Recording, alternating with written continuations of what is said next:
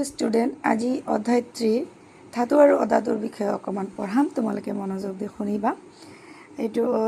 annually कोर्सत है धातु आमी यार आगते क्लास 9 तो धातु और अधातुर विषय अकमान जानिছো भालेखिनि बस्तु इयाते जानिबलगिया आछे इयाते धातु और अधातुर भौतिक धर्মৰ বিষয়ে प्रथमे आलोचना करिছে धातुবোৰ केनेকুৱা ধৰণৰ হয় এইবিলাক আমাৰ সহজ লব যিবোৰ ধাতু আমি সহজতে পাওঁ এইবোৰ হল iron copper aluminium magnesium sodium lead zinc এইবোৰ আমি সহজতে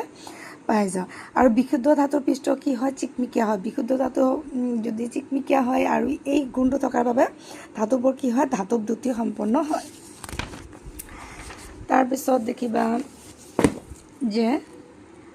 ধাতুবিলাক সাধাৰণতে কি হয় কঠিন হয় টান আৰু কঠিন হয় অৱশ্য প্ৰতিটো ধাতুৰ কাঠিন্য বেলেগ বেলেগ হয় একে নহয় তাৰ পিছত কিছুমান ধাতু হাতেৰে মিৰিয়া পাতল পাত এছটাত বনাব পাৰি আৰু লগতে এই ধৰ্মক কি কয় যেতিয়া আমি হাতেৰে কবাই ধাতু এটা মিৰিয়া পাতল পাত এটা বনাম তেনেহলে এই ধৰ্মটো ঘাত সহনীয়তা ধৰ্ম বুলি কোৱা হয় আৰু এইটো কাৰ মাজত আছে ধাতুৰ মাজত আছে আটাইতকৈ সৰল আৰু ৰূপ আটাইতকৈ ঘাত সহনশীল ধাতু তাৰ পিছতো হৈছে যে ধাতুৰ পাত দীঘল কৰি তাৰলৈ পৰিৱৰ্তন কৰিব পৰা যায় আৰু এইটো গুণ কি নমনীয়তা গুণ আছে সহনশীলতা গুণ আছে আৰু 1 গ্ৰাম সোণৰ পৰা আমাৰ 1 কিলোমিটাৰ নহয় ইয়াতে 2 কিলোমিটাৰ আছে 2 কিলোমিটাৰলৈ দৈৰ্ঘ্য তাৰ পাব পাৰে তেনেহলে ভাবি লোৱা কিমান পাতল কৰি কিমান দীঘল বনাব পাৰি সোণ তাৰ পিছত কাৰ্যকলাপ দিছে কাৰ্যকলাপত এখিনি বুজা যায় যে ধাতুবোৰ তাপৰ সুপৰিবাহী ইহতৰ গলনাঙ্ক কি হয় উচ্চ হয় তে মনত ৰাখিবা তাপৰ আটাইতকৈ সুপৰিবাহী ধাতু হল ৰূপ আৰু তাম হিক আৰু পাৰা তুলনামূলকভাৱে কম পৰিবাহী তাৰ পিছত আৰু এটা ধৰ্ম দিছে যে টান আৰু কঠিন পৃষ্ঠৰ লগত ধাতুৰ খুন্দা লাগিলে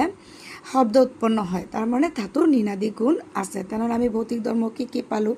যে ধাতুবোৰ কি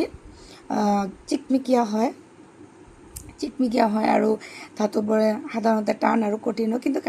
কঠিন হলেও বেলেগ হয় ইহতৰ কাঠিন্যটো বেলেগ হয় ধাতুৰ ঘাত সহনীয়তা গুণ আছে তাৰ পিছত আৰু এটা ভৌতিক ধৰ্ম হল ধাতুৰ নমনীয়তা গুণ আছে ধাতু তাপৰ ভাল পৰিবাহী খুব ধুনীয়াকৈ তাপ ধাতুৰ মাজেদি পৰিবাহী হয় কিছুমানৰ নহয় ইহতৰ গলনাঙ্ক কি